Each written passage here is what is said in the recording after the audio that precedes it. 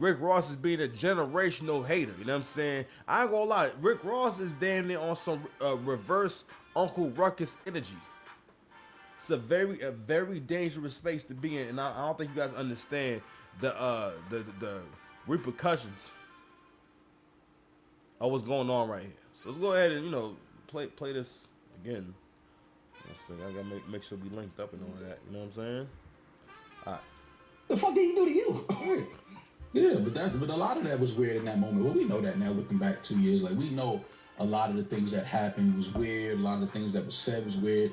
A lot of things felt like it came out of nowhere. What was that for? What issue does this person have with him? Like, it was a lot of that going on, but it was also a moment for people to try to capitalize and try to, gain whatever they could out of the moment. Like, and we said that when he jumped in, and we was like, "Yo, bro," like, I even said it, Ross. I was like, "Yo, Ross, just fall back. This ain't the time for that right now." Like, I remember saying, like, "Yo, this is a one-on-one. Like, we don't really need that right now. We don't care about what that is. Like, we could do that after."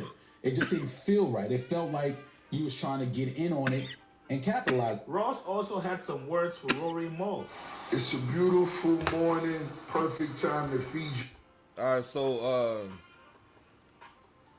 that shit called Renaissance of a Boss. Let me tell you something. First of all, I had no idea you was doing the book. You know what I'm talking about? You see how, like, I don't know what the book is about? I don't know about the book. The book is to promote the album. I keep telling y'all, Ross is not confident in his album rollout. He know that the sales ain't going to be strong. We still ain't really heard. Well, I mean, he might have a record out. Let's see. Rick Ross Records 2026. Ross will release his new album, Set in Stone, on June 12th, 2026. It's his 12th studio album and includes the song. Oh, okay. So, all right. So, Minx in Miami. So, that's the joint he got with French Montana and Max B. So, I didn't know who that belongs to. I'm going to go hear it again. That was pretty good. That was pretty cool. Like I was saying before early in the video, I think Ross can still do it. But the bar has raised so much when it comes to, like, what people think is entertaining or what people consider to be entertainment. You know what I'm saying? So with Ross and a lot of other artists, what they don't get is you have to get with new people, with young people with just with new energy and a new sound to kind of help, kind of like help to revitalize your own sound. Now that's what Jay did. Jay did that a lot, like in terms of aligning himself with newer talent or doing songs with people that you don't know as well, or people who aren't as famous, like having John Legend on, like on Kingdom Come, he had John Legend, he had Chrisette Michelle. I mean, well, it wasn't a ton, but still, but he still had newer voices on there that you weren't as familiar with. You know what I mean? And from there, people kind of grew their fan bases off that. You know what I mean? Yourself the knowledge. What's that? Rory and Maul, get off your knees. Get the testicles out of your mouth now. I don't know which one, the white one or the black one. Y'all both the same.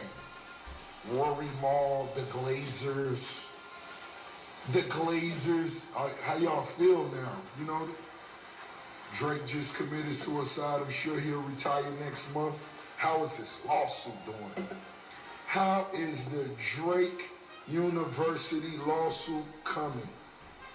I don't know, guys. I didn't listen to YouTube, man, last night. I'm just going by what you guys say. But once again, this nigga said the Drake University lawsuit. This nigga means Drake versus UMG. I didn't even catch that. And I don't think he caught that either, because that's how high Rick Ross is. This nigga is high off his rocker. Like I said before, when you got nice clothes and a good aesthetic, it's really easy to hide when you got problems. You know what I mean? And people always talk about how people in the industry are such weirdos. And I suppose you can't get but so far in any entertainment, I guess, capacity without creating a character for yourself. Rick Ross created this Rick Ross character all those years ago, and he played it so well, like I was saying earlier in the video. I be forgetting that 50 Cent exposed you for being like a CO. And all you did was say, yeah, well, even when I was doing my job, I was doing my job. Shut the fuck up. You trying to tell me that you became a CEO as an elaborate plan to be able to move drugs throughout the prison? Nah, B. Nah, nigga. No, you smart. You smart, Rick Ross. You are a survivor, my brother. Nothing to be ashamed of. But also, so anyway, so he's also speaking on the Iceman album. A lot of us are saying the same thing. It's not going to be how it was before. That era is over. The era where you had Joe Budden and Charlemagne and all these niggas trying to go crazy and everything. Also, they was getting their pockets lined up allegedly. You know what I'm saying? But I'm gonna leave that alone for right now. But that was the era. I mean, but not only that, you got to realize that was just a time where people wanted to see the top guy lose. And that's the concept that a lot of y'all are foreign with. And you won't know what that means. First of all, you had to be on a different level of consciousness to even acknowledge when this is happening to you. You know what I'm saying? Come on, where's my soundboard? You know what I mean? You gotta have someone to speak on your behalf. Ain't nobody gonna step up and speak on your behalf. Gotta have somebody speak on your behalf. You know what I'm saying? If you ain't been solid, and Ross, you not being a solid nigga. Also, how you feel. Listen, these niggas is trying so hard to convince people that they not enjoying music. I told y'all before, that conscious shit, conscious rap, lyrical, miracle, these is all genre. These are genres of rap, right? Not being able to make a record is a genre of rap. I mean, if you think about it, right? If a nigga got joints, we don't call his sound nothing. We may call it his name, right? But we're not gonna call you conscious or say you're this kind of person. A lot of people felt like Kendrick should have beat Drake in the battle because Kendrick rap lyrical miracle, or he sound like he raps about a lot, which is the craziest shit in the world. I'm like, God damn. One of the illest things that Jay ever said, this was his critique of Nas. He said, just because you don't understand him, but doesn't mean that he nice. That's hard. Pause.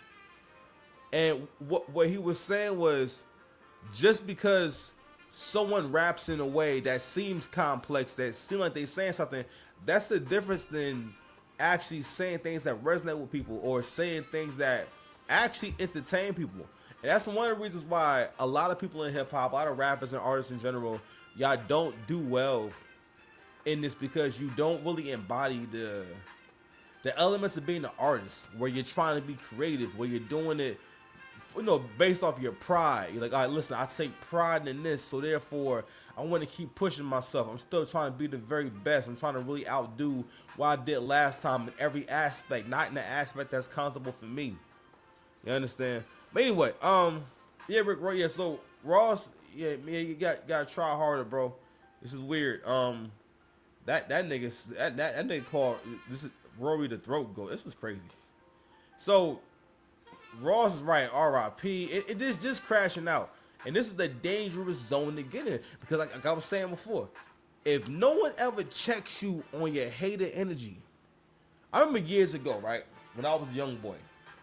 When I was a young boy, anyway, when I was a young boy, I was in I think I was like 15 or so, and I forgot what I said. I was talking to a homeboy of mine, and we were talking about a guy that we knew, and I ain't gonna lie, like.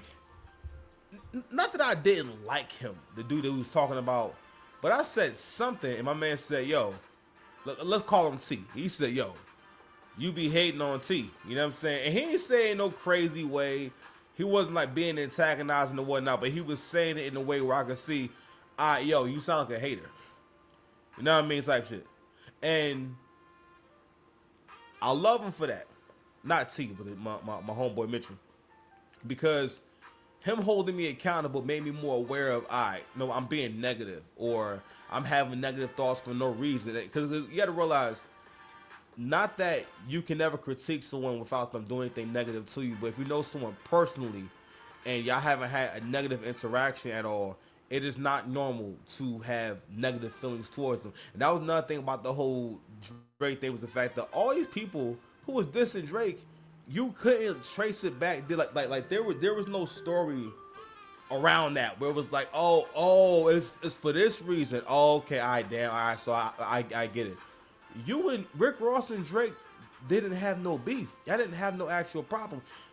Drake and Kendrick don't have no problem. Never had no problem. And Kendrick ain't never told you he had a problem with you. Now, and on top of that, when Kendrick was in Toronto, y'all pieced it up and said, said what's up and kicked it. And there was no problems.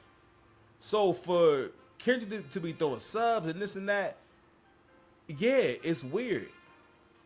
And when people were critiquing the whole thing, they never wanted to acknowledge anything negative that was coming from the other side, or anything that didn't make any sense. Everything, you had people who made the case of nah, it's how it's supposed to be.